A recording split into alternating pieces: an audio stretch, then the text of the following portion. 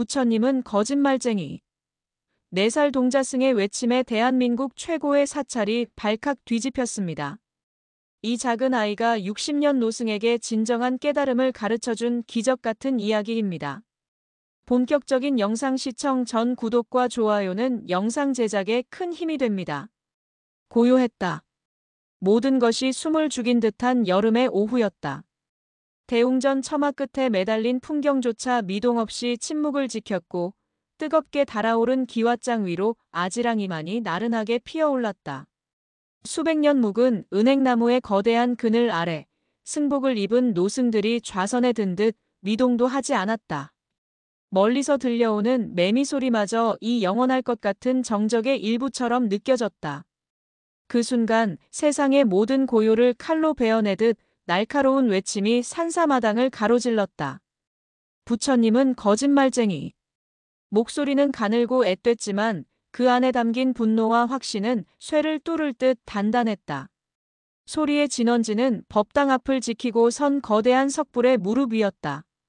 한 뼘이나 될까 싶은 작은 동자승이 제 몸집보다 몇십 배는 큰 부처의 옷자락을 밟고 올라가 이제 막 자비로운 귓불을 붙잡고 대롱대롱 매달려 있었다.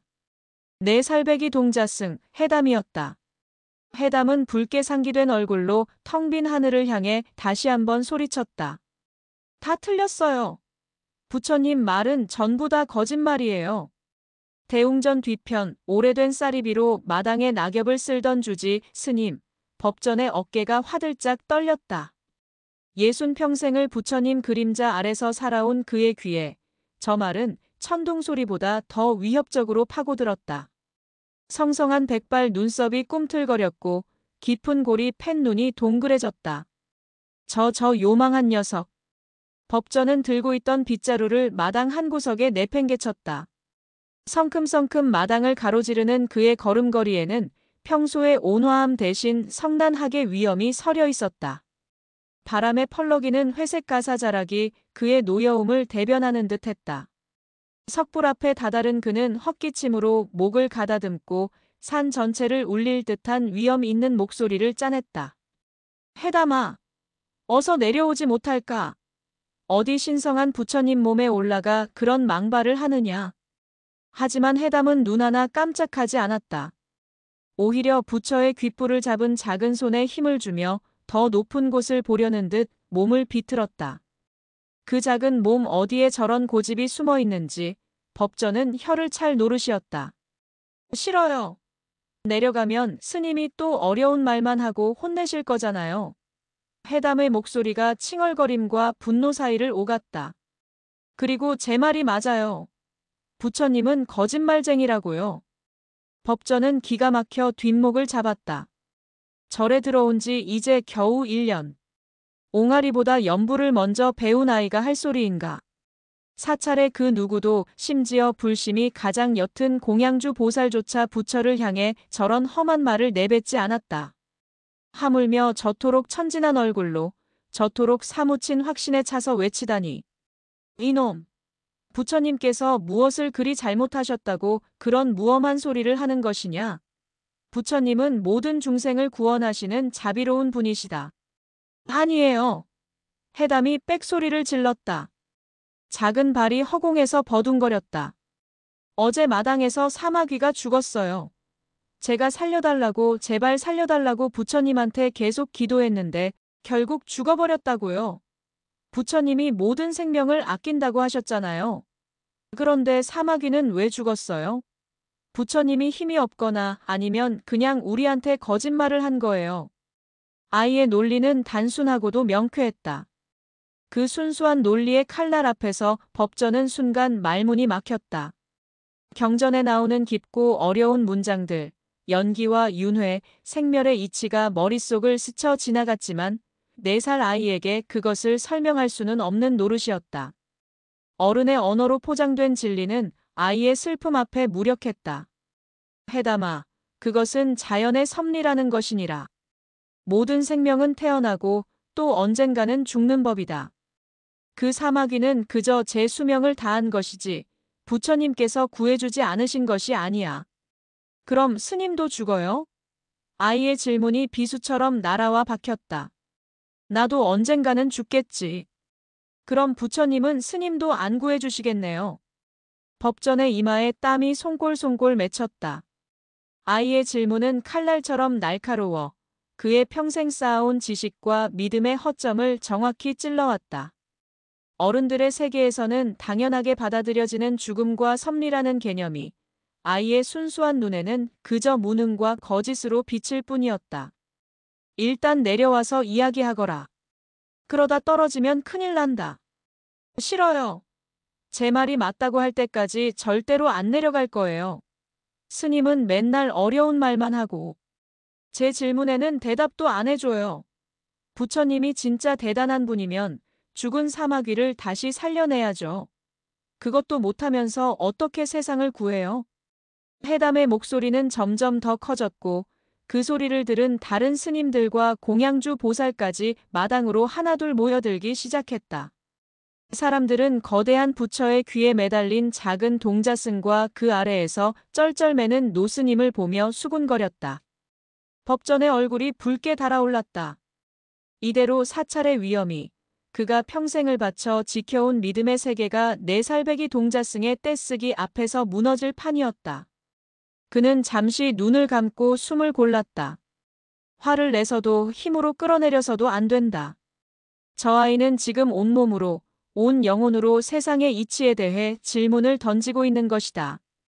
저 순수한 의문을 윽박지름으로 덮어버린다면 아이의 마음속 부처는 영원히 거짓말쟁이로 남게 될 터였다. 법전이 다시 눈을 떴을 때 그의 눈에는 노여움 대신 장난기 어린 빛이 감돌았다. 그는 전혀 예상치 못한 대답을 내놓았다. 그래. 내 말이 맞을지도 모르지. 순간 마당의 모든 소음이 멎었다. 웅성거리던 사람들도 칭얼대던 해담도 심지어 매미 소리마저 그친 듯 했다. 뭐라고요? 해담의 눈이 동그래졌다. 부처님이 틀렸을 수도 있다는 말이다. 내가 너무 오래 살아서 당연한 것을 당연하게만 생각했는지도 모르지. 내 말대로 죽어가는 것을 살려내지 못한다면 어찌 자비롭다 할 수 있겠느냐. 법전은 뒷짐을 지고 석불 주위를 한 바퀴 돌았다. 마치 심각한 고민에 빠진 사람처럼 미간을 찌푸리기도 했다. 해담은 부처님 귀에 매달린 채 스님의 다음 말을 숨죽여 기다렸다. 허나 해담아. 말로만 옳다 그르다 하는 것은 누구나 할 수 있는 일이다. 내가 진정 부처님보다 내가 옳다고 생각한다면 그것을 증명해 보여야 하지 않겠느냐? 증명이요? 어떻게 해요? 법전은 빙그레 웃으며 대웅전 처마 및 구석진 곳에 놓인 작은 화분 하나를 가리켰다. 그 화분에는 언제 가져다 놓았는지 모를 난초가 심겨 있었는데 잎은 대부분 누렇게 뜨고 줄기는 비쩍 말라 금방이라도 부스러질 듯 위태로워 보였다. 누가 봐도 죽은 것이나 다름없는 난초였다. 저기, 저 난초가 보이느냐?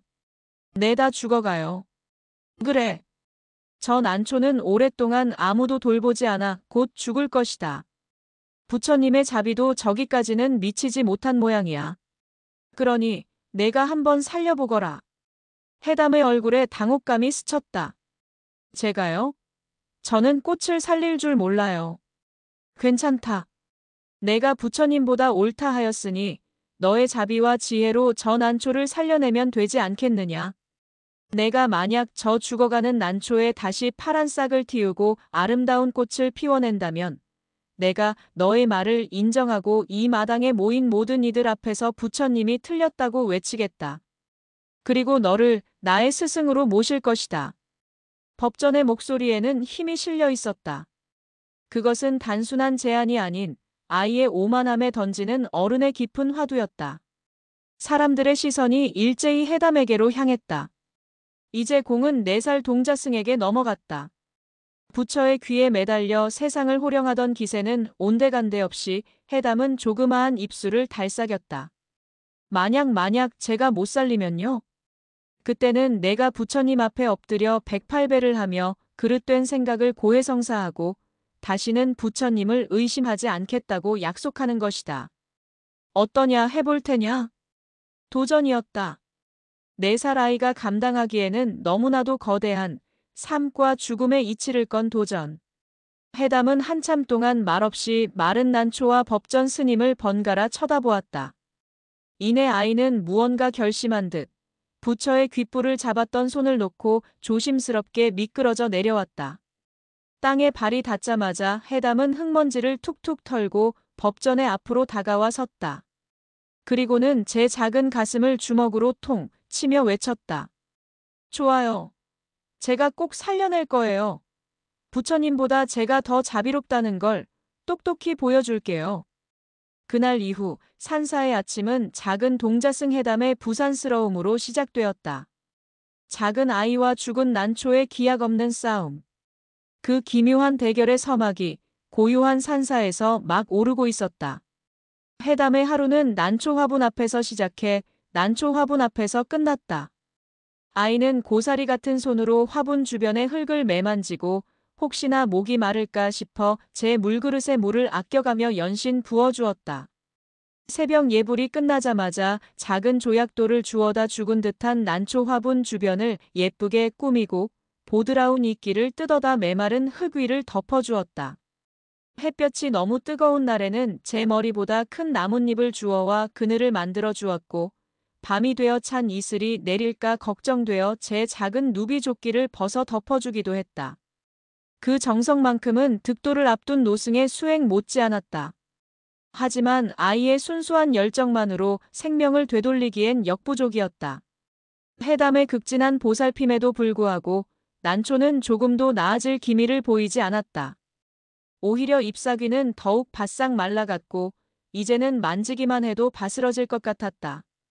줄기는 이제 금방이라도 툭 하고 부러질 것처럼 위태롭게 흔들렸다.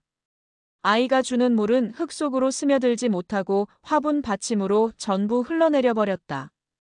해담의 마음은 타들어갔다. 일주일이 지났다.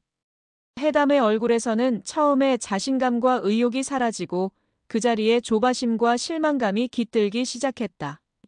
아이는 매일 아침 눈을 뜨자마자 화분으로 달려갔지만 마주하는 것은 어제보다 더 초라해진 난초의 모습뿐이었다.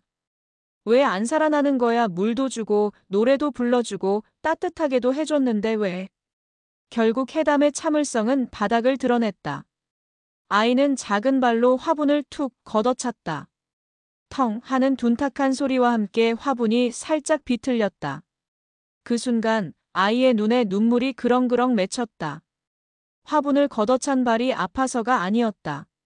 자신의 무력함에 대한 분노와 죽어가는 생명에 대한 미안함이 뒤섞인 눈물이었다. 아이는 그 자리에 쪼그려 앉아 서럽게 울기 시작했다. 작은 어깨가 들썩일 때마다 온 세상의 슬픔을 짊어진 듯 서러운 울음소리가 마당에 퍼졌다. 법전 스님은 대웅전 안 창호지 문틈으로 그 모든 광경을 묵묵히 지켜보고 있었다. 그는 해담을 도와주고 싶은 마음이 굴뚝 같았지만 섣불리 나설 수 없었다. 이것은 해담 스스로가 넘어야 할 산이었다. 생명을 대하는 마음이 그저 살리고 싶다는 욕심만으로는 부족하다는 것을. 그 마음 안에는 기다림과 이해, 그리고 지혜가 함께해야 한다는 것을 깨달아야 했다. 아이는 지금 넘치는 사랑이 어떻게 독이 되는지를 온몸으로 배우고 있었다. 바로 그때였다. 사찰의 채마밭을 돌보고 온 젊은 스님 하나가 울고 있는 해담에게 다가갔다. 그의 이름은 원각. 서글서글한 눈매와 온화한 미소를 가진 스님이었다. 그는 사찰의 모든 화초와 나무를 돌보는 일을 맡고 있었는데 식물에 대한 그의 이해는 법전 스님조차 혀를 내두를 정도였다. 흙의 냄새를 맡고 그날의 날씨를 알아맞히고 나무의 잎사귀 색만 보고도 필요한 것이 무엇인지를 알아내는 신통한 재주가 있었다. 해담아, 여기서 왜 그리 서럽게 울고 있느냐? 원각은 해담의 곁에 조용히 쪼그려 앉아 눈높이를 맞추었다. 그의 목소리는 봄날의 햇살처럼 따뜻했다. 해담은 훌쩍이며 고개를 저었다. 난초가 제 말을 안 들어요. 죽지 말라고 했는데 자꾸만 죽어가요. 흑흑. 원각은 슬픔에 잠긴 아이의 등을 토닥여주며 문제의 난초 화분을 찬찬히 뜯어보았다. 그는 마른 흙을 손가락으로 가만히 만져보고 축 늘어진 잎사귀의 뒷면을 살폈다. 그리고 화분 받침에 흥건하게 고인 물을 보고는 작게 한숨을 내쉬었다. 그랬구나. 우리 해담이가 이렇게나 정성을 쏟았는데 난초가 몰라주니 많이 속상했겠구나. 원각의 따뜻한 말 한마디에 꾹꾹 눌러 참았던 해담의 서름이 더 큰 소리로 터져나왔다. 원각은 아이가 울음을 그칠 때까지 아무 말 없이 조용히 기다려주었다. 마치 비 온 뒤 땅이 굳기를 기다리듯 아이의 마음이 스스로 단단해질 시간을 주는 듯했다. 한참 뒤 해담의 울음이 잦아들자 원각이 부드러운 목소리로 물었다. 해담아, 혹시 이 난초에게 어떤 물을 주었느냐? 물은 그냥 부엌에서 떠다 줬어요. 제가 마시는 물이랑 똑같은 거예요. 그랬구나. 햇볕은 많이 쬐어 주었어? 네. 여기가 햇볕이 제일 잘 드는 곳이잖아요. 해담은 자신의 노력이 틀리지 않았음을 증명하려는 듯 힘주어 말했다. 원각은 빙그레 웃으며 고개를 저었다. 해담이의 마음은 참 예쁘고 따뜻한데 방법이 조금 서툴렀구나. 방법이요? 그럼. 사람도 저마다 좋아하는 음식이 다르고 좋아하는 옷이 다른 것처럼 식물도 저마다 좋아하는 물과 햇볕, 바람이 모두 다르단다. 이 난초는 이렇게 뜨거운 햇볕을 아주 싫어해. 오히려 시원한 아침 햇살을 잠깐 보는 걸 좋아하지. 그리고 차가운 물을 갑자기 주면 뿌리가 깜짝 놀라서 숨을 쉬지 못한단다. 물을 미리 떠놓아 우리 몸처럼 미지근하게 만들어 주어야 좋아하지. 원각의 설명은 마치 동화 이야기처럼 쉽고 재미있었다. 해담은 눈을 동그랗게 뜨고 그의 이야기에 귀를 기울였다. 자신이 했던 모든 행동이 난초에게는 고통이었을지도 모른다는 생각에 얼굴이 화끈거렸다. 그리고 가장 중요한 것이 있단다.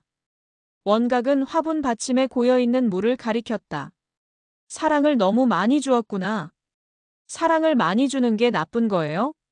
지나친 것은 모자람만 못하다는 말이 있단다.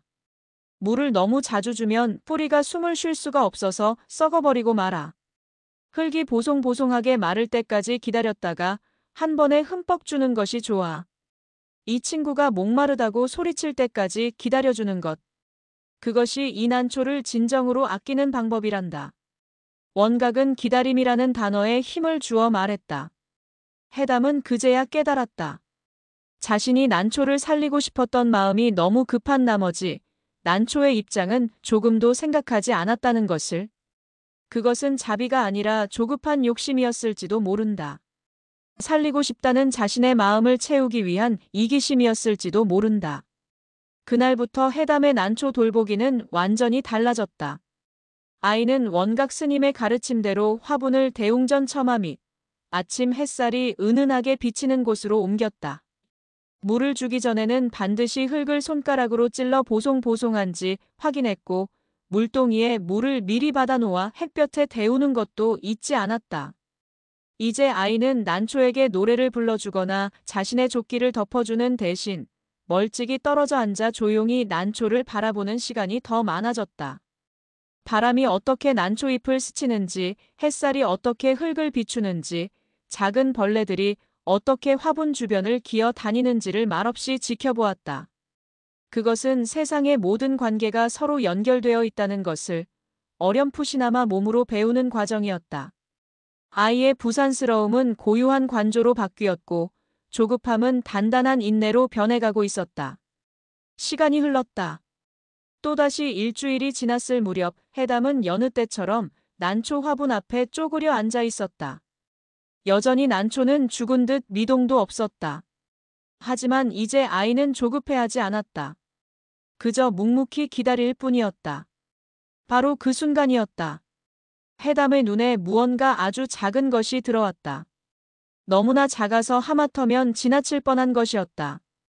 아이는 눈을 비비고 다시 보았다. 바싹 마른 줄기와 흙이 만나는 경계선, 바로 그곳에 아주 작은 연두빛 점 하나가 찍혀 있었다. 해담은 저도 모르게 숨을 멈췄다. 자신의 눈을 믿을 수가 없어서 얼굴을 화분에 바싹 가져다 댔다. 그것은 분명한 새싹이었다. 죽음의 흔적만 가득하던 갈색 대지 위로 기적처럼 돋아난 생명의 신호. 아이의 심장이 쿵, 쿵, 쿵 미친 듯이 뛰기 시작했다. 울음도 외침도 아니었다. 가슴 벅찬 경이로움에 아이는 아무 말도 할 수 없었다. 그저 작은 새싹에서 눈을 떼지 못할 뿐이었다. 마당을 쓸던 사마귀의 죽음 앞에서 터뜨렸던 분노와는 전혀 다른 종류의 벅찬 감동이 4살 동자승의 온몸을 휘감고 있었다. 생명을 빼앗긴 것에 대한 분노가 아니라 생명이 태어나는 것에 대한 경외였다. 그것은 해담이 세상에 태어나 처음으로 느껴보는 거룩한 감정이었다. 스님, 주지 스님, 제가 이겼어요. 난초가 살아났어요. 해담은 연두빛 새싹을 발견하자마자 벌떡 일어나 법전 스님이 있는 요사체를 향해 맨발로 달려갔다. 아이의 목소리는 고요한 산사를 깨우는 새벽의 목탁 소리처럼 청아하고 힘찼다. 그 목소리에는 자신의 승리를 확신하는 어린아이 특유의 우쭐함이 가득했다. 법전은 방 안에서 묵주를 돌리다 말고 빙글에 미소를 지었다. 그는 모든 것을 알고 있었다. 해담이 원각의 도움을 받은 것도, 아이의 방식이 조급한 욕심에서 너그러운 기다림으로 바뀐 것도, 그리고 마침내 난초가 새싹을 틔운 것도 모두 지켜보고 있었다. 일이 소란스럽구나. 무슨 큰일이라도 난 것이냐? 법전이 시친미를 떼며 문을 열고 나오자 해담은 스님의 옷자락을 붙잡고 마당으로 잡아 끌었다. 보세요. 여기 새싹이 났어요. 제가 살려냈다고요. 이제 부처님보다 제가 더 대단한 거 맞죠? 스님, 약속대로 저를 스승님으로 모셔야 해요.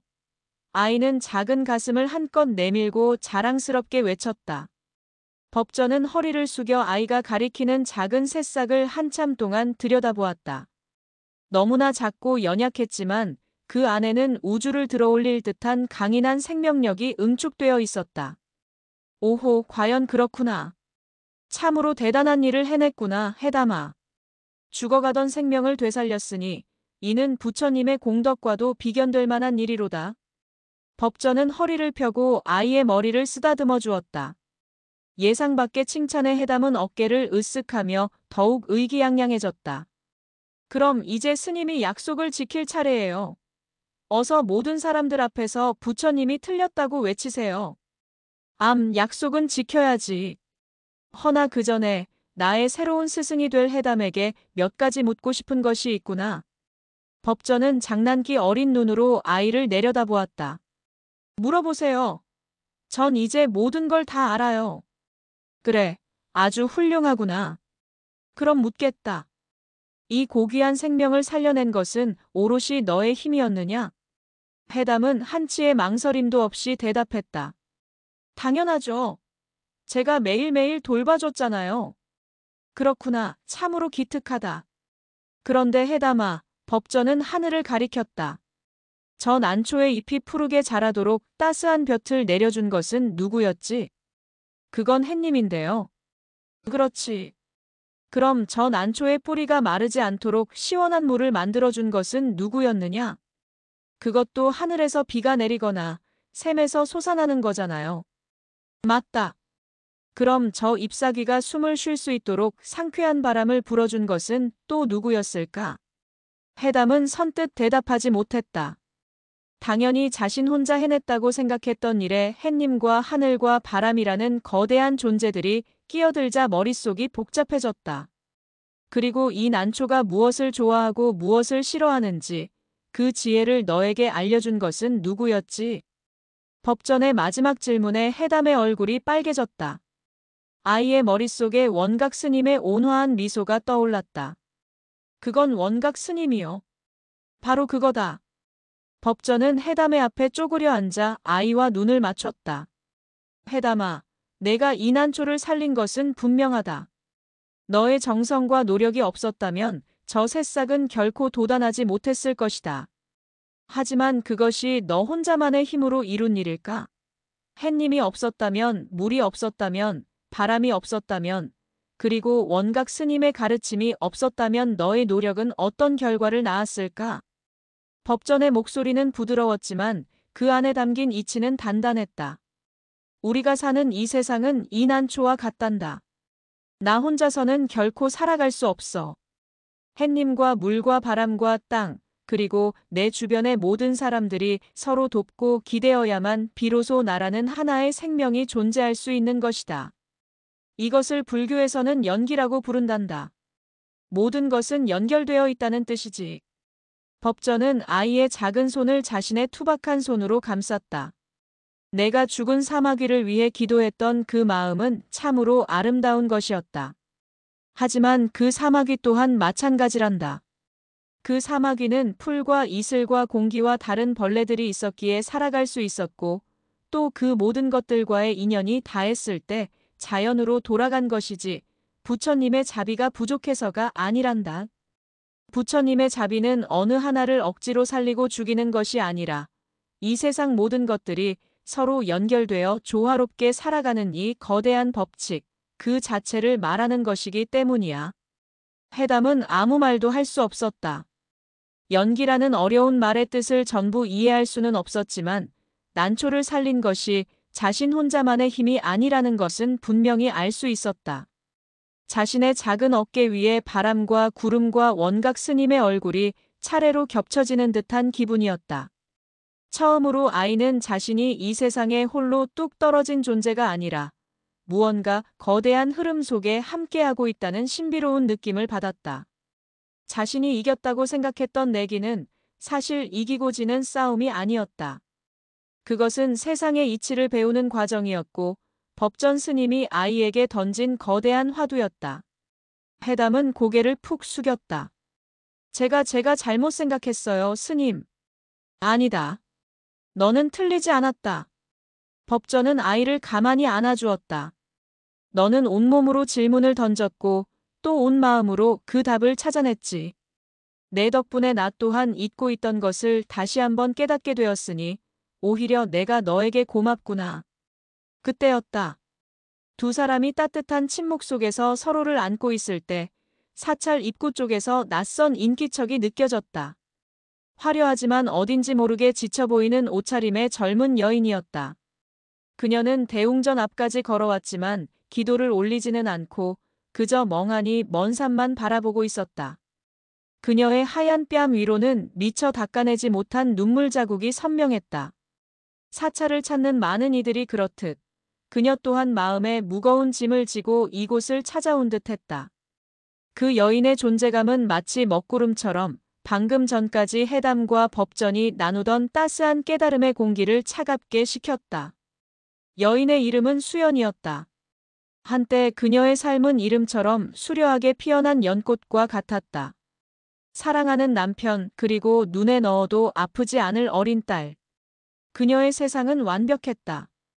하지만 불의의 사고로 어린 딸을 잃은 후 그녀의 세상은 한순간에 빛을 잃고 잿더미로 변했다. 그녀의 마음속에서 가장 아름답게 피어났던 꽃이 뿌리째 뽑혀버린 것이다. 그 후로 그녀는 웃음을 잃었고 세상과 담을 쌓았다. 슬픔은 분노가 되었고 분노는 스스로를 향한 끝없는 자책으로 이어졌다. 법전은 여인에게 다가가 차 한 잔이라도 건네야겠다고 생각하며 자리에서 일어났다. 그러나 해담이 한 발 빨랐다. 스님의 품에서 벗어난 아이는 방금 전까지의 깨달음으로 가득 찬 깊은 눈으로 여인을 잠시 바라보더니 주저없이 그녀에게로 아장아장 걸어갔다. 그리고는 세상에서 가장 순수한 목소리로 하지만 그 누구도 감히 던지지 못할 질문을 던졌다. 아줌마, 왜 그렇게 슬프게 울어요? 누가 아줌마 마음속에 있는 꽃을 죽였어요? 아이의 질문은 날카로운 비수도 따뜻한 위로도 아니었다. 그것은 그저 있는 그대로를 꿰뚫어보는 거울과 같았다. 수많은 사람들이 그녀를 위로하려 했고 이유를 물으려 했지만 그 누구도 이토록 본질적인 질문을 던지지는 못했다. 그들은 모두 그녀의 슬픔이라는 결과에만 집중했을 뿐 그녀의 마음속에서 무엇이 죽었는지에 대해서는 감히 묻지 못했다. 지극히 아이다운 그 질문에 수연은 순간 숨을 멎었다. 잊고 있던 혹은 애써 외면하고 있던 상처의 가장 깊은 곳을 정면으로 헤집는 말이었다. 수연은 대답 대신 와르르 무너져 내렸다. 어른들 앞에서는 결코 보이고 싶지 않았던 억지로 틀어막고 있던 눈물의 댐이 아이의 순수한 한마디에 속절없이 터져버린 것이다. 그녀는 그 자리에 주저앉아 어린아이처럼 목 놓아 울었다. 그 울음소리는 산사의 고요함을 갈기갈기 찢어놓을 만큼 처절했다. 법전 스님은 놀라 달려오려다 조용히 발걸음을 멈췄다. 아이가 무례했다고 꾸짖어야 할까? 아니었다. 지금 저 여인에게 필요한 것은 어설픈 위로나 가르침이 아니었다. 마음속에 응어리진 슬픔을 남김없이 쏟아내는 것, 그것이 먼저였다. 그리고 해담은 본능적으로 그 둑을 터뜨릴 가장 정확한 방법을 찾아낸 것이다. 해담은 우는 수연의 곁에 가만히 쪼그려 앉았다. 함께 울어주지도 등을 토닥여주지도 않았다. 그저 흙바닥에 앉아 손가락으로 개미를 쫓으며 그녀의 울음이 그칠 때까지 조용히 곁을 지켜주었다. 그것은 마치 폭풍우가 지나가기를 기다리는 작은 들풀과도 같은 고요하고 단단한 존재감이었다. 난초를 기다리며 배웠던 인내가 이제는 상처 입은 영혼을 위한 가장 깊은 위로가 되고 있었다. 한참의 시간이 흐르고 수연의 울음이 조금씩 잦아들었을 때 법전이 조용히 다가왔다. 이리 오시지요, 보살님. 따뜻한 차라도 한 잔 나누며 이야기를 들어볼까 합니다. 법전은 수연과 해담을 사찰의 작은 다실로 이끌었다. 낡았지만 정갈하게 정돈된 다실 안에는 은은한 묵향과 마른 찻잎의 향기가 배어 있었다. 법전은 말없이 찬물을 끓이고 찻잔을 데웠다. 찬물이 끓는 소리, 찻잔이 부딪히는 맑은 소리만이 방 안의 정적을 채웠다. 그 시간 속에서 수연은 격렬했던 감정을 조금씩 추스를 수 있었다. 김이 모락모락 피어오르는 찻잔을 앞에 두고 수연은 아주 오랫동안 아무 말도 하지 않았다. 법전도 해담도 그녀를 재촉하지 않았다.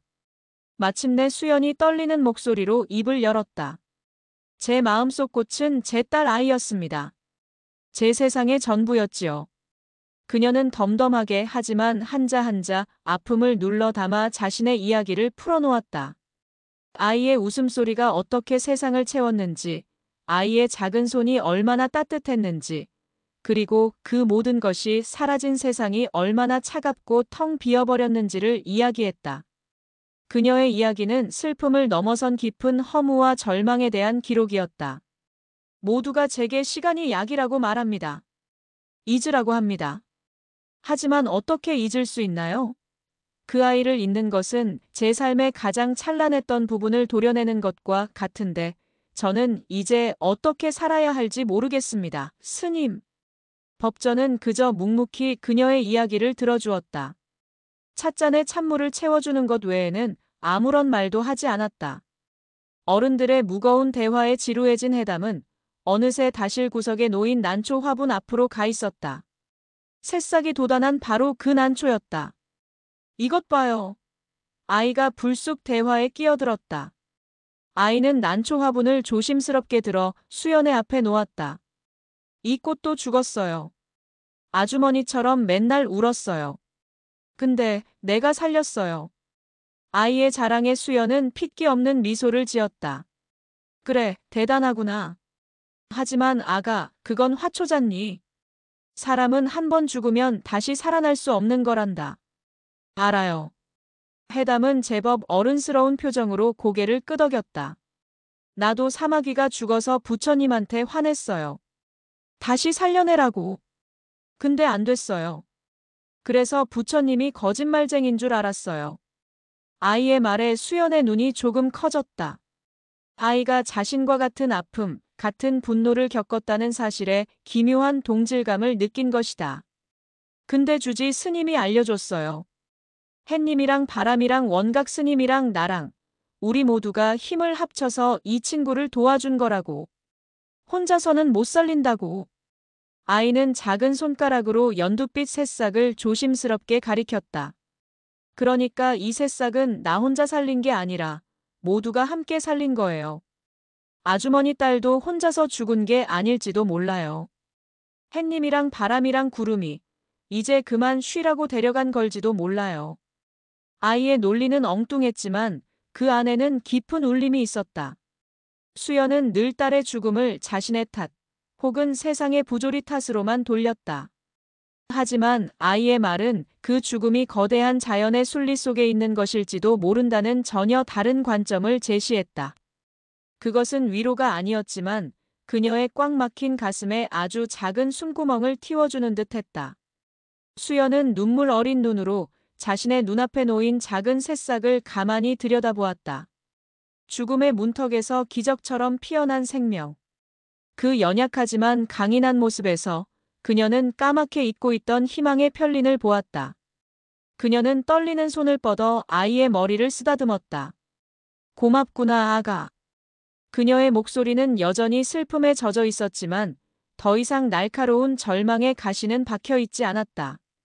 문득 그녀는 이 작은 아이에게, 그리고 이 아이를 가르친 노스님에게 더 많은 것을 묻고 싶어졌다. 그녀는 해담이 자랑스럽게 내민 난초 화분을 물끄러미 바라보다가 문득 결심한 듯 입을 열었다. 그녀의 목소리에는 간절한 바람과 깊은 체념이 뒤섞여 있었다. 스님, 그리고 아가야, 그렇다면 너희는 내 마음속에 죽어버린 그 꽃도 다시 살려낼 수 있니? 그것은 세상에서 가장 아프고 가장 불가능한 질문이었다. 수연의 질문은 다실 안의 공기를 얼어붙게 만들었다. 찻잔에서 피어오르던 희미한 김마저 그 자리에 멈춘 듯했다. 다시 피울 수 없는 꽃, 되돌릴 수 없는 생명에 대한 미련과 희망이 뒤섞인 그 질문 앞에서 방금 전까지 세상의 모든 이치를 깨달은 듯 의기양양하던 내 살배기 동자승은 할 말을 잃었다. 자신이 살려낸 작은 난초 화분과 수연의 슬픈 얼굴을 번갈아 쳐다볼 뿐이었다. 아이는 사람을 살리는 법은 배우지 못했다. 아이의 작은 세계가 감당하기엔 너무나 무거운 질문이었다. 해담은 자신도 모르게 법전 스님을 돌아보았다. 그 눈빛에는 저는 답을 몰라요라는 솔직한 고백이 담겨 있었다. 법전은 그런 아이의 시선을 따뜻하게 받아 안으며 조용히 입을 열었다. 그의 목소리는 겨울의 마른 나뭇가지처럼 단호했지만 그 안에 봄을 품고 있는 듯한 온기가 있었다. 보살님, 세상에는 다시 피울 수 없는 꽃도 분명히 있습니다. 시들어버린 인연을 억지로 되돌리려 하는 것은 더 큰 고통을 낳을 뿐이지요. 법전의 대답은 칼날 같았다. 그는 헛된 희망을 주지 않았다. 그 말에 수연의 얼굴에 희미하게 스쳤던 기대감이 다시 잿빛 절망으로 물들었다. 역시 불가능한 일이었다. 어리석은 질문을 했다는 자책감이 파도처럼 밀려왔다. 그녀는 고개를 떨구고 자신의 찻잔 속 소용돌이치는 찻잎만을 바라보았다. 하지만 보살님, 법전이 말을 이었다. 그의 목소리는 수연의 절망을 부드럽게 감쌌다. 꽃이 졌다고 해서 모든 것이 끝난 것은 아닙니다. 그는 자리에서 일어나 다실 한쪽에 놓인 손때 묻은 작은 나무 상자를 가져왔다. 상자를 열자 그 안에는 크기와 모양, 색깔이 제각각인 수십 개의 씨앗들이 담겨 있었다. 마치 온 세상의 식물들을 축소해 놓은 작은 우주 같았다. 법전은 그중 가장 작고 볼품없는 먼지 같은 씨앗 하나를 집어 수연의 손바닥 위에 올려놓았다. 이것이 무엇으로 보이십니까? 씨앗이네요. 맞습니다. 이 작고 보잘것없는 씨앗 하나에는 무엇이 담겨 있을까요? 여기에는 흙과 물과 햇빛을 만나면 싹을 틔울 생명이 담겨 있고 줄기를 뻗어 올릴 힘이 담겨 있으며 언젠가 아름다운 꽃을 피워낼 약속이 담겨 있습니다. 우리는 지금 그 꽃을 볼 수 없지만 분명히 이 안에 존재하고 있지요. 법전은 수연의 눈을 깊이 들여다보았다. 그의 눈은 텅 빈 우주가 아니라 수많은 별들을 품은 밤하늘 같았다. 보살님의 따님, 그 아름다웠던 꽃은 비록 졌지만 결코 사라진 것이 아닙니다.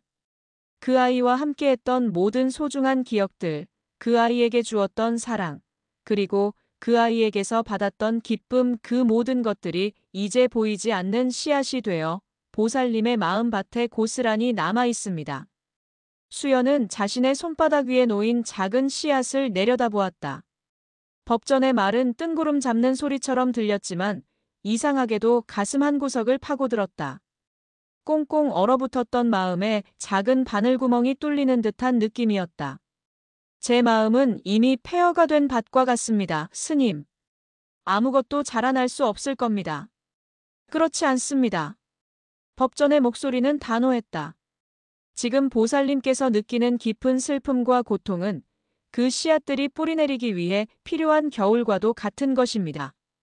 겨울이 혹독해야 땅이 단단해지고 봄에 더 힘찬 새싹이 돋아나는 법입니다. 그 슬픔을 억지로 외면하지 마십시오. 다만 마음밭에 그런 씨앗들이 심겨 있다는 사실을 잊지만 마십시오. 법전의 비유는 계속되었다. 그는 죽은 꽃을 그리워하며 밭을 황무지로 내버려두는 어리석은 농부가 되지 말라고 했다.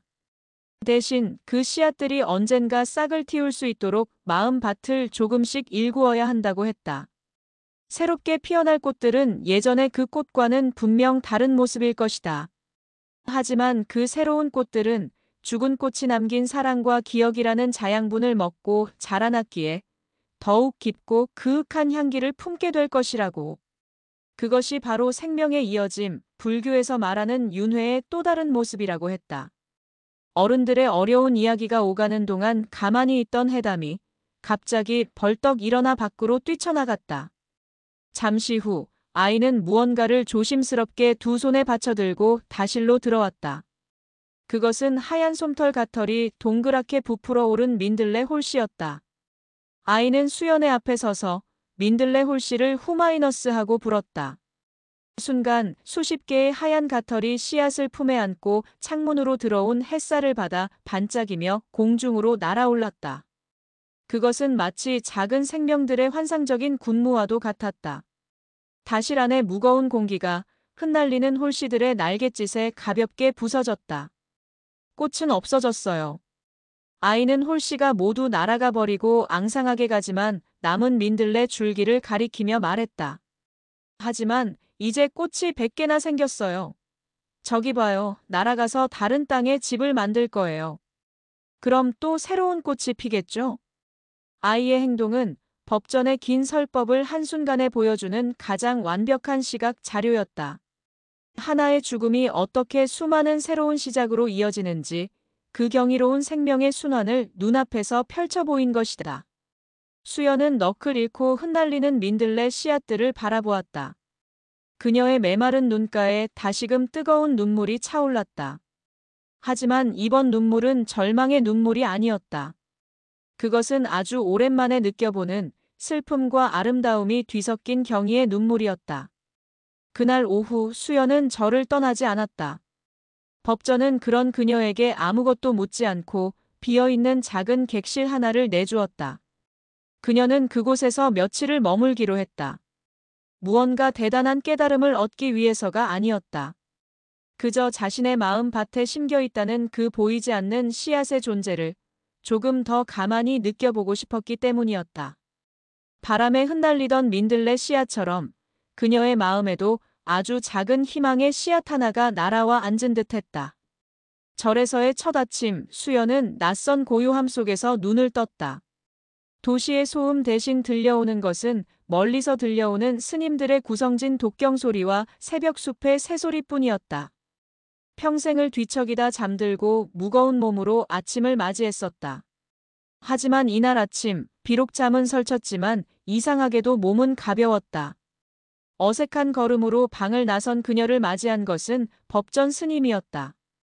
그는 수연에게 경전을 읽으라거나 절을 하라는 말 대신 의외의 제안을 했다. 보살님, 혹 괜찮으시다면 오늘 하루 원각 스님을 도와 채마밭 일을 좀 거들어 주시지 않겠습니까? 채마밭이요? 수연은 자신의 곱게 관리된 손톱과 입고 있는 비싼 옷을 번갈아 내려다보았다. 태어나서 한 번도 흙을 만져본 적이 없는 그녀였다. 잠시 망설이는 그녀의 마음을 읽었는지 법전이 덧붙였다. 황무지가 된 밭을 다시 일구려면 가장 먼저 돌을 골라내고 잡초를 뽑아야 하는 법입니다. 책상에 앉아서는 결코 밭을 일굴 수 없지요. 그 말에 수연은 더 이상 거절할 수 없었다. 그녀는 원각 스님이 내어주는 낡은 고무신과 몸빼바지를 어색하게 받아 입었다. 절 뒤편에 채마밭은 그리 넓지는 않았지만 온갖 푸성귀들이 싱그럽게 자라나고 있었다. 원각 스님은 언제나처럼 온화한 미소로 그녀를 맞았다. 그리고 그녀의 조수를 자처한 해담이 폴짝거리며 그들 주위를 맴돌았다. 자, 그럼 먼저 잡초부터 뽑아볼까요? 이 녀석들이 채소가 먹어야 할 영양분을 다 빼앗거든요. 원각은 잡초를 뽑는 요령을 차근차근 설명해 주었다. 수연은 시키는 대로 고랑에 쪼그려 앉아 잡초를 뽑기 시작했다. 하지만 생각처럼 쉽지 않았다. 뿌리가 깊은 잡초는 좀처럼 뽑히지 않았고 뾰족한 돌멩이에 손을 찔리기도 했다. 금세 이마에는 땀이 송골송골 맺혔고 허리는 끊어질 듯 아파왔다. 내가 지금 여기서 뭘 하고 있는 거지? 하는 회의감이 밀려왔다. 반면 해담에게는 그 모든 것이 즐거운 놀이였다. 아이는 잡초를 뽑는 둥 마는 둥 하다가 꿈틀거리는 지렁이를 발견하고는 좋다고 소리를 질렀다. 그러다가는 흙을 파서 두꺼비집을 만들고 날아다니는 나비를 쫓아다니느라 정신이 없었다. 그 순수한 생명력은 잿빛 세상에 갇혀있던 수연의 모습과 극명한 대조를 이루었다. 한참 동안 기계적으로 잡초를 뽑던 수연의 인내심이 바닥날 무렵이었다. 흙장난을 하던 해담이 갑자기 그녀에게 달려오더니 흙이 잔뜩 묻은 손으로 그녀의 뺨을 와락 만졌다. 아줌마, 얼굴에 까만 점이 있어요. 차가운 흙의 감촉에 수연은 저도 모르게 인상을 찌푸렸다. 하지만 이내 아이의 해맑은 웃음소리를 듣고는 자신도 모르게 피식하고 웃음이 터져나왔다. 아이를 잃은 후 처음으로 터져나온 진짜 웃음이었다. 그 웃음을 기점으로 무언가 달라졌다. 그녀를 올가매고 있던 단단한 껍질에 실금이 가는 소리가 들리는 듯했다. 수연은 답답했던 고무신을 벗어던졌다. 그리고 맨발로 축축하고 부드러운 흙을 밟았다. 발바닥을 통해 전해져 오는 시원한 땅의 감촉은 놀랍도록 생생했다. 그것은 그녀가 오랫동안 잊었던 살아있다는 감각이었다. 그녀는 더 이상 잡초를 뽑는 것을 고된 노동으로 여기지 않았다. 이것은 내 마음의 잡초를 뽑아내는 일이다. 이것은 내 마음의 돌멩이를 골라내는 일이다. 그녀는 하나하나의 동작에 집중하기 시작했다.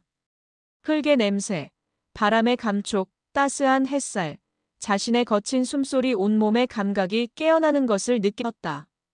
머릿속을 가득 채웠던 슬픔과 자책의 소음들이 점차 잦아들고 그 자리에 고요한 평화가 찾아왔다. 원각 스님은 그런 그녀를 보며 조용히 말했다. 보살님, 흙은 거짓말을 하지 않습니다. 정성을 쏟은 만큼 돌려주고 상처를 보듬어 주지요. 우리가 딛고 선 이 땅이야말로 가장 위대한 부처님인지도 모릅니다. 해가 뉘엿뉘엿 저물어갈 무렵 세 사람은 밭두렁에 나란히 앉아 붉게 물든 하늘을 바라보았다. 수연의 온몸은 땀과 흙으로 범벅이 되어 있었지만 그녀의 얼굴은 놀랍도록 평온해 보였다. 고된 노동으로 몸은 지쳤지만 마음은 오히려 맑게 정화된 기분이었다. 그녀는 하루 종일 정성껏 가꾼 채마밭을 둘러보았다. 아직 빈 곳이 많은, 이제 막 시작하는 밭이었다. 문득 그녀의 시선이 밭 한가운데 아직 아무것도 심겨있지 않은 작은 공터에 머물렀다. 그곳은 마치 그녀를 위해 남겨둔 자리처럼 보였다. 수연은 원각과 해담을 돌아보며 조심스럽게 입을 열었다. 그녀의 목소리에는 이제 체념이 아닌 작은 희망과 의지가 담겨 있었다. 저기 저 빈 땅에 제가 무언가 심어봐도 될까요? 제 손으로 직접 씨앗을 심고 새싹을 키워보고 싶어요. 그녀는 이제 자신의 마음밭에 심겨 있다는 보이지 않는 씨앗을 현실의 땅 위에 직접 심어보기로 결심한 것이다. 그것은 과거의 꽃을 되살리려는 헛된 노력이 아니었다. 새로운 씨앗을 심고 새로운 꽃을 피워내려는 미래를 향한 첫걸음이었다. 수연이 자신의 손으로 무언가를 심겠다고 결심한 다음 날, 작은 채마밭은 중대한 회의의 장소가 되었다.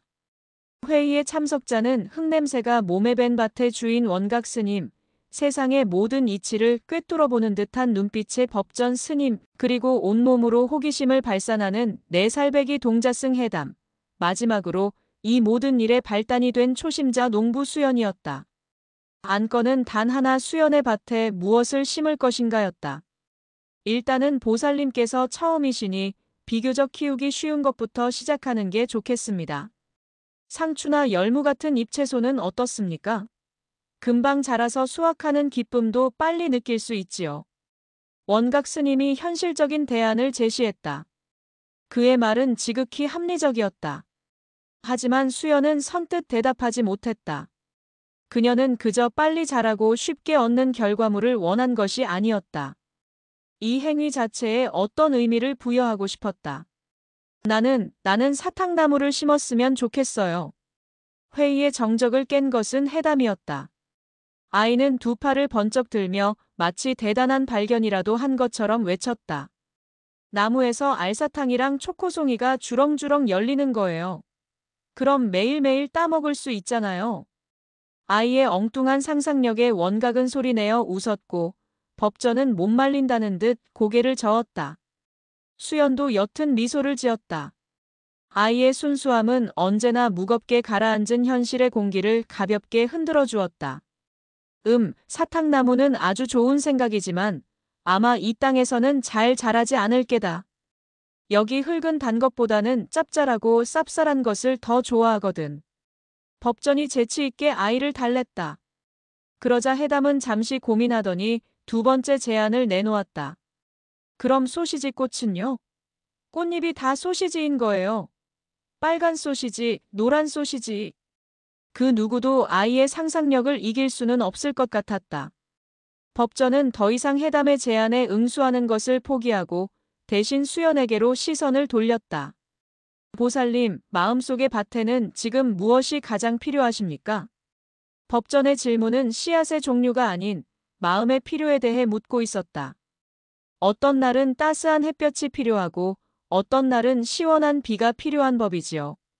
지금 보살님의 마음밭에는 달콤한 과일의 위로가 필요하십니까? 아니면 묵묵히 땅의 기운을 받아들이는 뿌리의 힘이 필요하십니까? 혹은 그저 바라보는 것만으로도 미소 짓게 하는 한 송이 꽃의 아름다움이 필요하십니까? 그 질문에 수연은 깊은 생각에 잠겼다. 나는 지금 무엇이 필요한가? 위로, 힘, 아름다움 그 모든 것이 필요했지만 그중 어느 하나를 콕 집어 말하기는 어려웠다.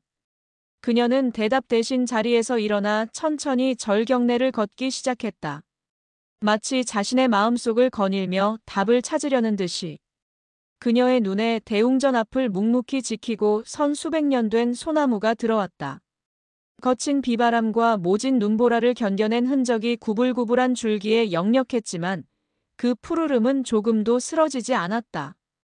인내와 지조를 보았다. 법당의 주춧돌 한 구석에 파랗게 피어난 이끼도 보였다. 아무도 주목하지 않는 그늘진 곳에서 자신을 드러내지 않고 묵묵히 제자리를 지키는 겸손을 보았다. 담장 아래 이름 모를 들꽃들의 소박한 군락에서는 화려하지 않아도 함께 어우러져 피어나는 조화의 아름다움을 보았다. 그 모든 생명들이 그녀에게 말을 걸어오는 듯했다. 그러다 문득 그녀의 머릿속에 딸아이의 얼굴이 떠올랐다. 아이는 딸기를 무척이나 좋아했다. 작고 새빨간 열매를 손에 쥐고 행복해하던 아이의 모습. 딸기를 심을까? 그 생각은 달콤했지만 동시에 가슴을 저미는 아픔을 동반했다. 그것은 과거를 재현하려는 시도였고 그녀는 과거가 아닌 미래를 심고 싶었다. 한참을 걷던 그녀는 다시 채마밭으로 돌아왔다. 그녀의 얼굴에는 이전보다 한결 편안하고 단단한 빛이 감돌았다. 그녀는 세 사람을 둘러보며 조용하지만 분명한 목소리로 말했다. 저는 콩을 심고 싶습니다. 콩. 너무나 평범하고 소박한 선택에 원각은 의외라는 표정을 지었고 해담은 노골적으로 실망한 얼굴을 했다. 사탕나무와 소시지 꽃에 비하면 콩은 너무나 시시했다. 법전만이 그 선택의 깊은 의미를 꿰뚫어 본 듯 잔잔한 미소와 함께 고개를 끄덕였다. 어찌하여 콩을 심고자 하십니까? 수연은 자신의 작은 밭되기를 내려다보며 차분하게 설명하기 시작했다. 첫째는 가장 기본이 되는 것이기 때문입니다. 화려한 꽃도 달콤한 열매도 아닌 우리의 몸을 이루고 힘을 내게 하는 가장 근본적인 것. 저는 제 삶의 기본부터 다시 세우고 싶습니다. 둘째는 혼자서는 자라지 못하기 때문입니다. 콩은 넝쿨을 뻗어 지지대를 감고 올라가야만 제대로 자랄 수 있다고 들었습니다. 지금의 저처럼요. 저 혼자서는 일어설 수 없습니다. 이곳의 스님들, 그리고 이 작은 아이의 도움이 필요합니다. 서로에게 기대어 함께 자라나는 법을 배우고 싶습니다.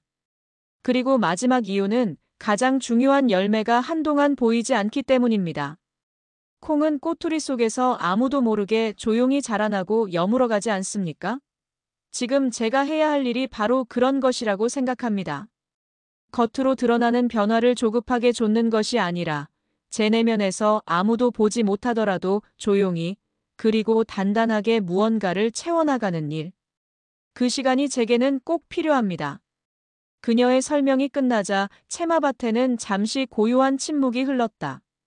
그녀는 더 이상 슬픔에 잠겨 길을 잃은 여인이 아니었다. 자신의 상처를 정면으로 마주하고 그것을 치유하기 위한 구체적인 길을 스스로 찾아낸 수행자와 같았다. 훌륭한 생각이십니다. 법전이 감탄 어린 목소리로 침묵을 깼다. 보살님께서는 이미 씨앗 안에 담긴 꽃과 열매뿐만 아니라 그 씨앗이 자라나는 과정 전체를 꿰뚫어보고 계십니다. 그것이 바로 지혜입니다. 그날 오후, 네 사람은 수연의 작은 밭을 일구기 시작했다. 흙먼지와 땀방울, 그리고 간간히 터져나오는 웃음소리가 어우러진 그 풍경은 그 자체로 평화로운 한 폭의 그림이었다.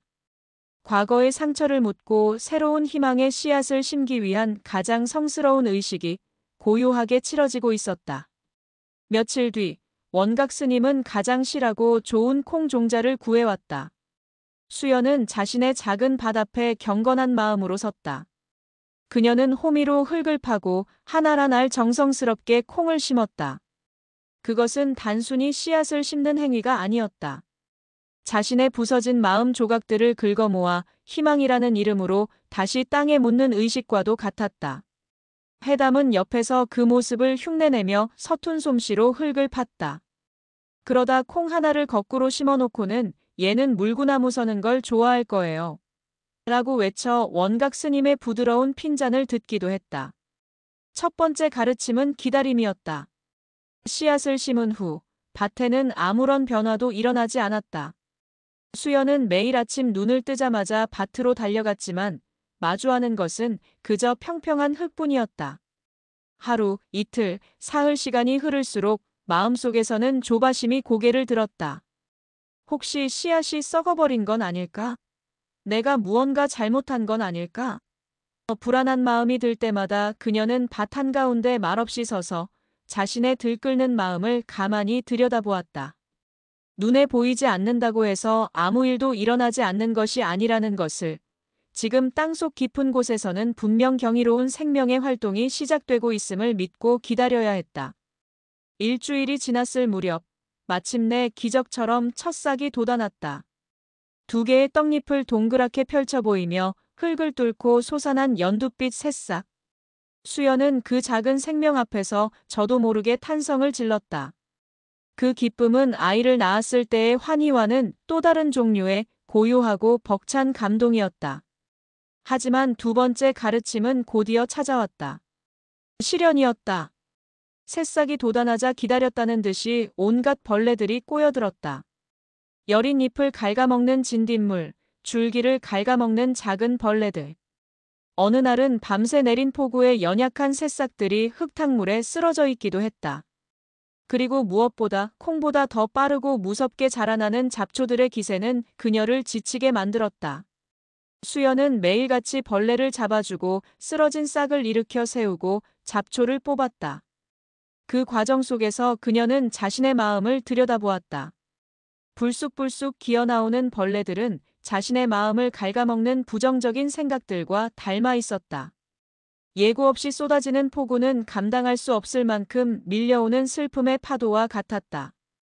그리고 아무리 뽑아내도 다시 돋아나는 잡초들은 끈질기게 자신을 괴롭히는 죄책감과 무력감의 다른 이름이었다. 원각은 그녀에게 독한 농약을 쓰는 대신 쌀뜨물이나 난황유 같은 친환경적인 방법으로 벌레를 쫓는 법을 가르쳐 주었다. 그것은 마음의 번뇌를 폭력적으로 억누르는 것이 아니라 지혜롭게 다스려 자연스럽게 멀어지게 하는 법에 대한 가르침이기도 했다. 그 와중에 해담에게도 작은 시련이 닥쳤다. 아이는 수많은 콩싹들 중에서 유독 튼튼하고 예쁘게 자라는 싹 하나의 마음을 빼앗겼다. 아이는 그 싹에 콩돌이라는 이름까지 붙여주고는 매일같이 찾아와 말을 걸고 특별히 아껴주었다. 콩돌아, 무럭무럭 자라야 해. 내가 지켜줄게. 아이는 콩돌이 주변의 잡초를 누구보다 열심히 뽑았고 혹시나 벌레가 앉을까 싶어 하루 종일 그 곁을 지켰다. 하지만 자연의 법칙은 아이의 특별한 애착을 허락하지 않았다. 어느 맑은 날 오후 산새 한 마리가 쏜살같이 날아와 부리로 콩돌이의 가장 연한 순을 콕 쪼아먹고는 날아가 버렸다. 모든 것은 순식간에 일어난 일이었다. 으앙! 콩돌이가 다쳤어. 아이는 땅을 치며 서럽게 울었다. 생장점이 잘려나간 콩돌이는 더 이상 예전처럼 튼튼하게 자랄 수 없을 터였다. 그것은 아이가 자신의 힘으로 어쩔 수 없는 상실을 처음으로 마주한 순간이었다. 그때 울고 있는 아이에게 조용히 다가간 것은 수연이었다. 그녀는 아이의 곁에 쪼그려 앉아 상처 입은 콩돌이를 한참 동안 바라보았다. 그리고는 아이의 등을 토닥이며 말했다. 해담아, 많이 속상하구나. 내가 가장 아끼던 친구였는데. 그녀는 섣불리 괜찮다고 말하지 않았다. 아이의 상실감을 잇는 그대로 공감해 주었다. 아이가 어느 정도 울음을 그치자 그녀는 밭 전체를 가리키며 말했다. 하지만 해담아, 저길 보렴. 콩돌이는 다쳤지만 다른 친구들은 여전히 씩씩하게 자라고 있어. 그리고 콩돌이도 죽은 게 아니야. 위로 자라지 못하는 대신 아마 곁에서 새로운 싹을 틔울지도 몰라. 다른 모습으로 다시 자라날 수도 있단다. 이 밭에서는 우리가 원하는 대로만 모든 일이 일어나지는 않아. 어떤 싹은 벌레가 먹고 어떤 싹은 새가 쪼아먹기도 하지. 하지만 괜찮아. 그래도 밭 전체는 점점 더 풍성해지고 있으니. 중요한 건 하나하나에 너무 마음을 쓰는 것보다 이 밭 전체를 사랑으로 돌보는 거란다. 누군가를 가르치는 행위를 통해 그녀는 자신의 배움을 더욱 단단하게 다지고 있었다. 그녀는 이제 상실의 아픔에 매몰되는 대신 그 상실을 더 큰 생명의 순환 속에서 바라보는 법을 조금씩 체득하고 있었다. 시간이 흘러 콩줄기들이 제법 길게 자라나자 수연과 원각은 대나무를 엮어 지지대를 만들어 주었다. 콩넝쿨들은 기다렸다는 듯이 지지대를 감고 하늘을 향해 힘차게 뻗어 올라가기 시작했다. 그리고 마침내 줄기 사이사이에 작고 하얀 꽃들이 수줍게 피어났다. 수연은 그 작은 꽃들 앞에서 오랫동안 자리를 뜨지 못했다. 자신이 직접 심고 가꾼 생명이 피워낸 첫 번째 결실이었다. 바로 그날 오후였다. 평화롭게 콩넝쿨을 손질하던 수연의 귀에 저를 찾은 방문객들의 대화 소리가 들려왔다. 그 작가님, 정말 안타까워. 어린 딸을 잃은 충격으로 벌써 1년 넘게 붓을 꺾으셨다지. 아이들이 그분 책을 얼마나 기다리는지 몰라. 그러게 말이야. 수연 작가님의 그 따뜻한 동화들 이제 더는 볼 수 없는 건가? 수연. 자신의 이름이 낯선 이의 입에서 흘러나오는 순간 수연은 손에 들고 있던 호미를 떨어뜨렸다. 평온했던 마음의 호수에 커다란 돌멩이가 떨어진 듯 거친 파문이 일었다. 그녀가 애써 묻어두었던 과거가 예고도 없이 그녀의 고요한 정원 안으로 성큼 걸어 들어온 것이다. 자신의 이름을 듣는 순간 수연이 애써 쌓아올린 평화의 성벽에 균열이 가기 시작했다. 그녀는 자신도 모르게 사람들의 눈을 피해 채마밭 구석으로 몸을 숨겼다. 동화작가 수연. 그것은 이제 너무나 낯설고 아픈 이름이었다. 밭에서 흙을 만지고 땀을 흘리는 지금의 자신과는 너무나 다른 반짝이는 세상에 속한 이름. 그녀는 사람들의 시선이 마치 자신을 꿰뚫어보는 것처럼 느껴져 숨이 막혔다. 정성껏 일군 밭에서 얻은 평온함이 얼마나 연약한 것이었는지 그녀는 새삼 깨달았다. 며칠 동안 수연은 사람들을 피해 다녔다. 예전처럼 다시 깊은 동굴 속으로 숨어 들어갈 것만 같았다. 그녀의 불안한 기색을 가장 먼저 알아챈 것은 해담이었다. 아이는 콩넝쿨을 손질하는 수연의 곁에 다가와 물었다. 아줌마, 또 마음속에 벌레가 생겼어요? 얼굴이 하얘요. 아이의 순진한 질문에 수연은 차마 아무 말도 할 수 없었다. 그때 그녀를 찾아 헤매던 방문객 중 한 명인 백발의 할머니가 밭 쪽으로 다가왔다. 그녀는 수연의 책을 손주들에게 읽어주던 열혈 독자였다. 할머니는 수연을 알아보고는 조심스럽게 말을 건넸다. 혹시 수연 작가님 아니신가요? 수연의 어깨가 굳었다. 하지만 할머니는 그녀의 상처를 파고들지 않았다. 그저 따뜻한 눈빛으로 그녀를 바라보며 말했다. 제 손주 녀석들이 작가님 책을 무척이나 기다립니다. 특히 저희 할아버지가 돌아가셨을 때 작가님이 쓰신 별이 된 씨앗이라는 책을 읽어주며 아이들을 다독일 수 있었지요. 작가님의 이야기가 저희 가족에게 얼마나 큰 위로가 되었는지 모릅니다. 부디 작가님의 마음에도 평화가 깃들어 그 귀한 선물을 다시 세상에 나눌 수 있는 날이 오기를 기도하겠습니다. 할머니는 그 말만 남기고 조용히 돌아섰다.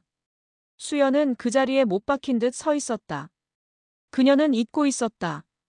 자신의 이야기가, 자신의 죽어버린 꽃이 다른 이들의 마음 밭에 날아가 보이지 않는 씨앗이 되어 위로의 싹을 틔웠다는 사실을. 그날 밤 수연은 깊은 고뇌에 빠져 법전 스님을 찾아갔다. 스님, 저는 이제 어떻게 해야 할까요? 저는 더 이상 예전처럼 밝고 행복한 이야기를 쓸 수 없습니다. 제 안에는 이제 그런 이야기가 남아있지 않습니다. 하지만 사람들은 과거의 저를 기억하고 그런 이야기를 기다립니다. 저는 제가 누구인지 모르겠습니다. 법전은 그녀를 위해 차를 따르며 조용히 말했다. 보살님, 우리가 밭에 심은 것이 무엇이었습니까? 콩이었습니다. 그렇지요. 우리는 콩을 심었습니다.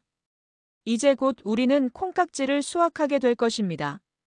콩깍지 안에는 새로운 콩알들이 들어있겠지요. 우리가 수확하는 것은 처음 심었던 그 콩알이 아닙니다.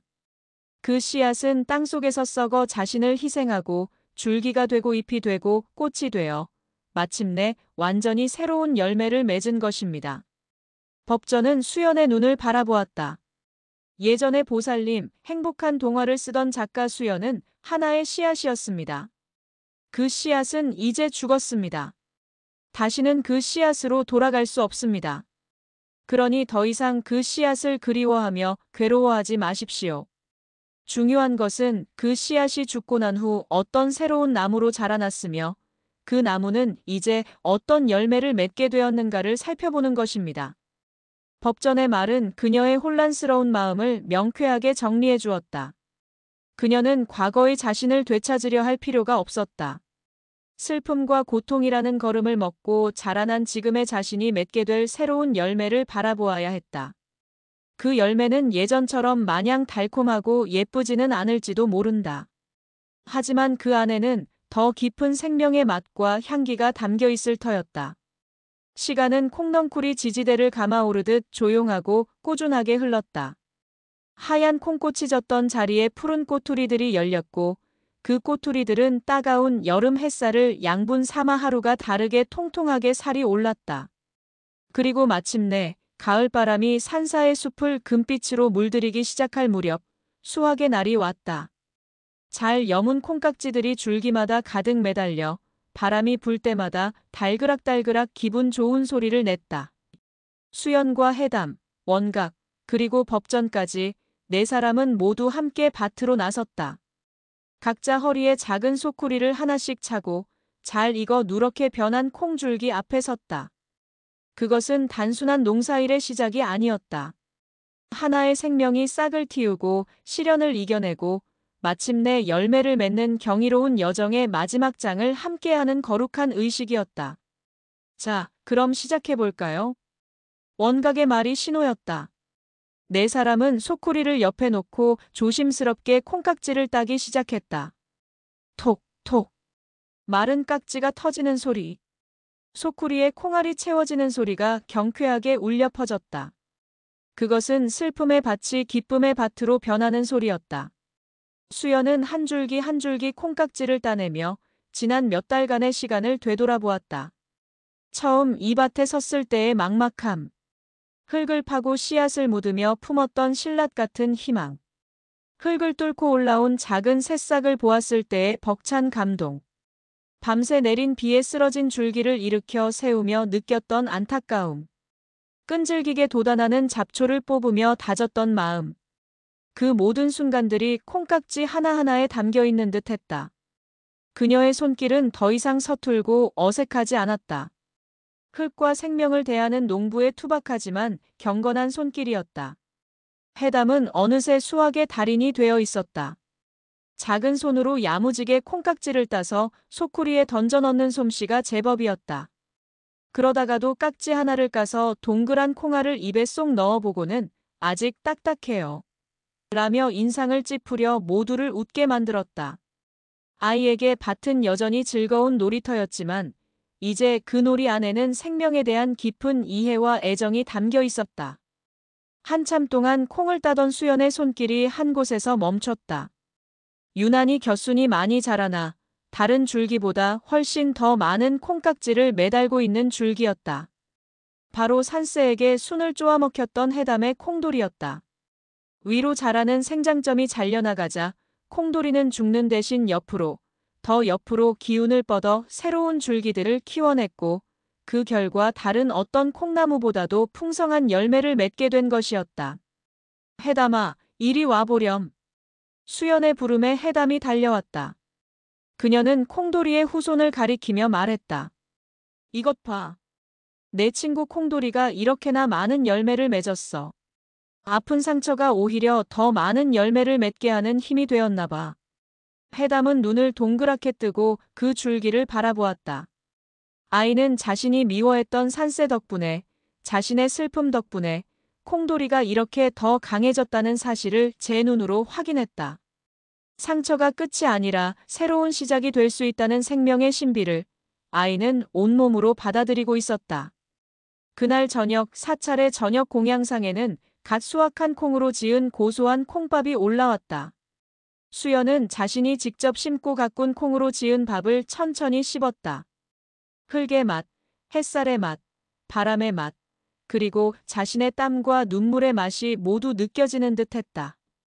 한 술 한 술 밥을 넘길 때마다 텅 비었던 그녀의 몸과 마음에 따뜻하고 단단한 기운이 차오르는 것을 느꼈다.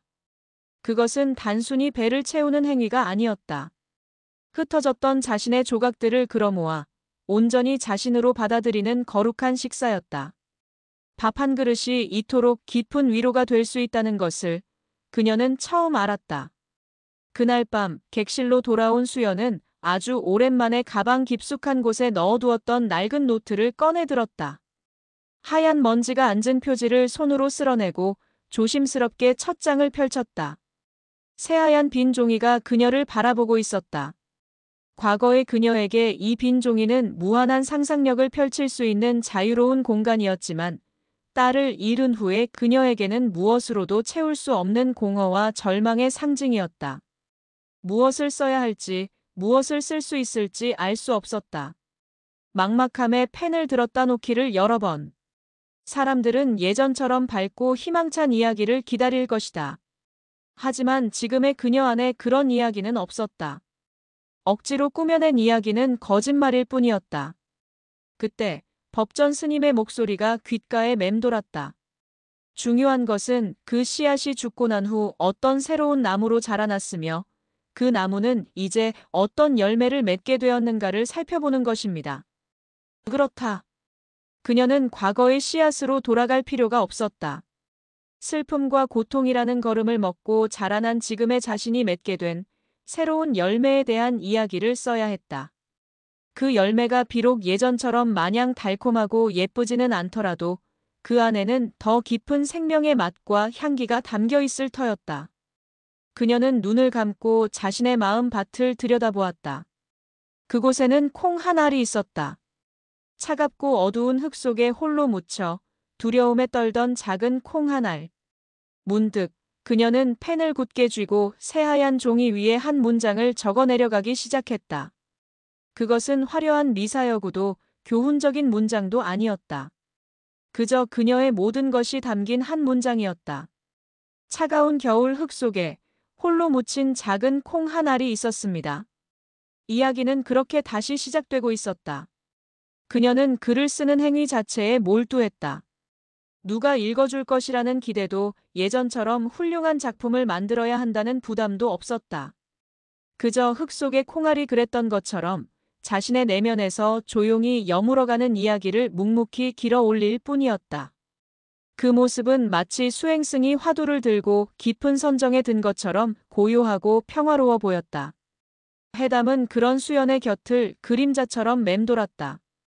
아이는 수연이 글을 쓰는 동안 방해가 되지 않으려 애썼다. 마루 아래에서 흙장난을 하거나 줄지어가는 개미들에게 나무 아미타불을 가르치려 애쓰는 등 소소한 놀이에 집중했다. 아이는 수연의 침묵이 슬픔 때문이 아니라 무언가 아주 중요하고 아름다운 것을 만들어내는 과정이라는 것을 본능적으로 알고 있었다. 고요함 속에서 싹이 트고 침묵 속에서 열매가 여물어간다는 것을 아이는 이미 배우고 있었기 때문이었다. 어느 늦가을의 햇살 좋은 날 수연은 마침내 펜을 놓았다. 그녀는 마지막 문장까지 꾹꾹 눌러 쓴 노트를 가만히 쓸어보았다. 그것은 한 편의 동화였다. 길지 않았지만 그녀의 지난 여름이 고스란히 담겨있는 이야기. 겨울 흙 속에 묻힌 콩 한 알의 이야기였다. 그녀는 이 이야기를 세상의 누구보다 먼저 단 한 사람에게 들려주고 싶었다. 해담아, 이리 와서 앉아보렴. 내가 재미있는 이야기 하나 들려줄게. 대웅전 앞 툇마루에 앉아있던 수연의 부름에 해담은 신이 나서 달려와 그녀의 무릎을 베고 누웠다. 따스한 가을 햇살이 두 사람의 위로 쏟아져 내렸다. 수연은 부드러운 목소리로 조금은 떨리는 마음으로 자신의 이야기를 읽어내려가기 시작했다. 이야기는 차갑고 어두운 흙 속에 묻힌 것을 두려워하는 작은 콩알의 독백으로 시작되었다. 콩알은 자신의 몸이 부서지고 썩어 없어질까봐 무서워했다. 그때 단단하고 커다란 흙 할아버지가 나타나 콩알을 위로했다. 썩는 것이 아니라 새로운 모습으로 태어나는 것이라고.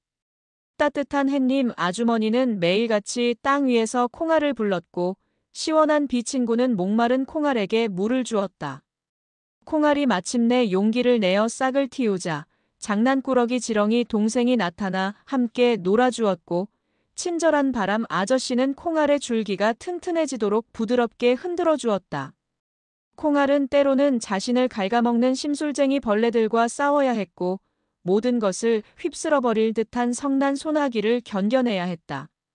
하지만 그 모든 과정을 거치며 콩알은 더 이상 작고 약한 콩알이 아니라 하늘을 향해 씩씩하게 뻗어 올라가는 멋진 나무가 되었고 마침내 다른 이들을 배부르게 해줄 수 있는 수많은 열매를 맺게 되었다는 이야기였다. 수연이 마지막 문장을 읽었을 때 해담은 가만히 눈을 감고 있었다. 이야기가 끝난 것을 알았는지 아이가 조용히 입을 열었다. 아줌마 이거 우리 이야기예요? 수연의 심장이 쿵 하고 내려앉았다. 응? 무슨 말이니? 콩알은 아줌마고 흙 할아버지는 주지 스님이고 장난꾸러기 지렁이는 나잖아요. 햇님이랑 바람이랑 비도 다 우리 친구들이고 이거 우리 이야기 맞죠? 아이는 이야기 속의 인물들과 자신들의 모습을 정확하게 꿰뚫어 보고 있었다. 수연은 놀라움과 감동에 아무 말도 할 수 없었다. 그녀의 이야기는 그저 동화가 아니었다. 그것은 이 작은 산사에서 일어난 모든 인연과 가르침에 대한 그녀의 응답이자 찬가였다. 자신의 가장 깊은 아픔이 한 아이의 순수한 마음을 통해 이토록 투명하게 이해받는 순간 그녀는 진정한 치유가 무엇인지를 깨달았다. 바로 그때 그들의 뒤로 조용한 그림자가 드리워졌다. 어느새 다가온 법전 스님이 미소를 지으며 서 있었다. 그는 처음부터 끝까지 두 사람의 모습을 그리고 수연의 이야기를 묵묵히 듣고 있었던 것이다. 법전은 툇마루에 걸터앉아 해담을 바라보았다. 그의 눈빛은 시작과 끝을 아우르는 깊은 지혜로 빛나고 있었다. 길고 길었던 한여름의 이야기가 이제 마지막 매듭을 지을 시간이었다.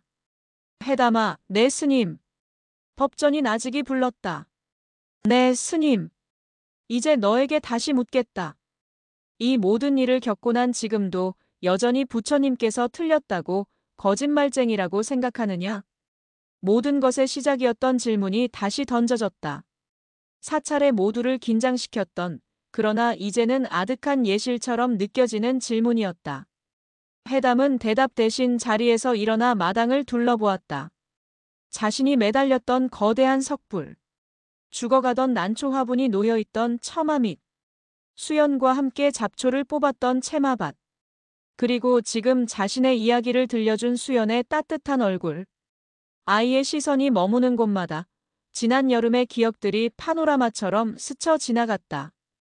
한참 동안 생각에 잠겨있던 해담이 마침내 입을 열었다. 그 대답은 법전도 수연도 전혀 예상하지 못했던 것이었다. 아니요. 부처님은 틀리지 않았어요. 부처님은 그냥 아주 조용했어요. 조용했다니? 그것이 무슨 말이냐? 부처님은 내가 사마귀를 살려주마 하고 큰 소리로 말하지 않았어요. 주문을 외워서 난초에 새싹이 돋게 하지도 않았어요. 대신 햇님을 보내주고 바람을 보내주고 원각 스님을 보내서 저한테 난초 살리는 법을 가르쳐주게 하셨어요. 그리고 슬퍼서 우는 아줌마를 보내서 제가 민들레 씨앗 이야기를 해줄 수 있게 하셨어요. 또 아줌마가 저한테 콩 이야기 책을 만들어주게 하셨고요. 아이의 목소리는 작았지만 그 안에 담긴 깨달음은 우주만큼이나 거대했다. 부처님은 혼자서 다 하시는 게 아니었어요. 우리가 서로서로 돕게 만들어서 그렇게 조용히 도와주시는 거였어요. 그러니까 부처님은 거짓말쟁이가 아니에요. 제일 똑똑한 일꾼이에요. 그 순간 법전은 자신의 뺨을 타고 뜨거운 무언가가 흐르는 것을 느꼈다. 60평생을 경전을 파고 수행에 정진하며 얻고자 했던 깨달음이 내 살배기 동자승의 입에서 이토록 명쾌하고 순수한 언어로 펼쳐지고 있었다. 자비란 하늘에서 뚝 떨어지는 기적이 아니라 모든 존재들이 서로의 아픔을 보듬고 의지하며 함께 나아가는 관계의 그물망, 그 자체라는 연기의 대의를 아이는 온몸으로 살아내고 증명해 보인 것이다. 법전은 자리에서 일어나 아이를 향해 허리를 깊이 숙였다. 내가 옳다. 이 늙은 중이 60년 걸려 어렴풋이 알게 된 것을 너는 한여름 만에 깨쳤구나. 부처님의 진짜 가르침은 법당의 경전 안에만 있는 것이 아니라 이처럼 서로를 비추는 우리의 마음속에 있었음을 내가 바로 나의 가장 큰 스승이다. 그것으로 길었던 내기는 끝이 났다. 승자도 패자도 없었다. 모두가 배우고 모두가 성장한 가장 완벽한 결말이었다. 며칠 뒤 수연은 저를 떠났다. 그것은 도망치듯 떠났던 과거와는 다른 새로운 시작을 위한 출발이었다. 산사의 가을은 깊었고 그녀가 처음 이곳을 찾았던 여름의 무성한 녹음은 어느새 붉고 노란빛으로 물들어 있었다. 그녀의 마음밭에도 그처럼 다채롭고 충만한 계절이 찾아와 있었다. 떠나는 날 아침 그녀의 걸음은 가벼웠다. 슬픔의 무게에 짓눌려 한 걸음 떼기조차 버거웠던 예전과는 달랐다. 그녀의 짐은 단출했지만 마음속에는 콩알처럼 단단하게 여문 이야기와 햇살처럼 따스한 인연들을 가득 채운 뒤였다. 산문 앞에서 그녀는 마지막 인사를 위해 마주섰다. 법전 스님과 원각 스님, 그리고 작은 그림자처럼 그녀의 곁을 맴돌던 해담이 그곳에 있었다. 그동안 신세 많이 졌습니다. 수연은 깊이 고개를 숙였다. 어떤 말로도 이 감사함을 다 표현할 수 없었다. 그녀에게 이곳은 단순한 머물매 공간이 아니라 부서진 자신을 다시 일으켜 세운 대지 그 자체였다. 법전은 그저 온화한 미소로 답했다. 겨울이 오면 밭은 쉬어야 하는 법입니다. 보살님의 마음밭에도 쉼이 필요했던 게지요. 이제 곧 새로운 씨앗을 심을 봄이 올 것입니다. 원각은 흙이 묻은 투박한 손으로 잘 말린 여주 2개를 건넸다. 몸에 열을 내리는데 좋습니다. 글을 쓰시다 마음이 뜨거워지거든 차로 달여 드십시오. 수연은 그것을 소중하게 받아들었다. 그 어떤 값비싼 선물보다 귀한 마음이었다. 마지막으로 그녀는 해담의 앞에 쪼그려 앉아 눈을 맞췄다. 해담아, 아줌마 이제 갈게. 고마웠어. 나의 작은 스승님. 해담은 아무 말 없이 수연의 목을 꼭 껴안았다. 아이의 작은 몸에서 따뜻한 온기가 전해져 왔다. 아이는 이별의 슬픔을 떼쓰거나 울음으로 표현하지 않았다. 그저 이 따스한 온기를, 서로에게 기대어 자라나는 법을 배웠던 지난 여름의 기억을 온몸으로 전하고 있을 뿐이었다. 잠시 후 아이는 품에서 떨어져 수연의 손에 무언가를 쥐어주었다. 작고 동그란 조약돌이었다. 이거 콩돌이 동생이에요. 아줌마 가는 길 지켜줄 거예요. 수연은 눈시울이 뜨거워지는 것을 느끼며 조약돌을 꽉 쥐었다. 그녀는 떠나기 전 정성껏 필사한 콩 한 알 이야기 동화책 한 권을 사찰에 남겼다. 그것은 그녀가 이곳에서 얻은 모든 가르침에 대한 서툰 보답이었다. 시간은 법당 처마 끝에 매달린 풍경처럼 바람이 불면 소리를 내고 멎으면 고요해지며 흘러갔다. 콩을 수확한 채마밭은 다음 해의 경작을 위해 깊은 휴식에 들어갔고 그 위로 첫눈이 소복이 내렸다. 산사는 온통 하얀 눈에 뒤덮여 세상의 모든 소음으로부터 격리된 듯 깊은 침묵과 평화에 잠겼다. 첫눈이 내린 겨울 아침, 법전 스님은 요사체 방 안에서 갓 배달된 책 한 권을 읽고 있었다. 표지에는 추운 땅을 뚫고 솟아나는 귀여운 콩싹 그림과 함께 수연이라는 작가의 이름이 선명했다. 몇 달 만에 세상에 나온 그녀의 새로운 이야기였다. 책의 첫 장에는 이런 글귀가 적혀 있었다.